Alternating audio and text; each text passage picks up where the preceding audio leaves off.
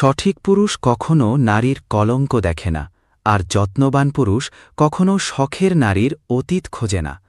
কারণ একজন প্রকৃত পুরুষ জানে একটা নারীর জীবনের পেছনের অধ্যায়গুলো কেবল গল্প নয়, সেগুলো অনেক রাতের কান্না, অনেক নীরব সহ্য করা অপমান, আর অনেক আমি আর পারছি না বলা অসম্পূর্ণ বাক্যের ইতিহাস।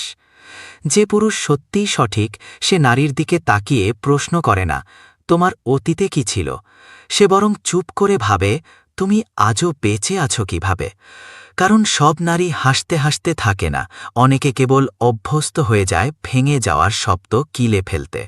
আর অতীত খুঁজে বের করা মানে সে ভাঙা জায়গাগুলোয় আবার আলো ফেলানো, যেখানে অন্ধকারই ছিল তার বাঁচার আশ্রয়। যত্নবান পুরুষ জানে নারীর সম্মান পোশাকে নয়, কথায় নয়, অতীতে নয়, সম্মান থাকে তার আত্মমর্যাদায়, যা ভেঙে গেলেও সে আবার তাড়াতে চেয়েছিল।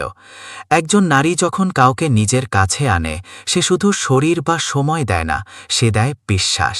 আর বিশ্বাসের ভেতর সবচেয়ে বেশি থাকে ভয়।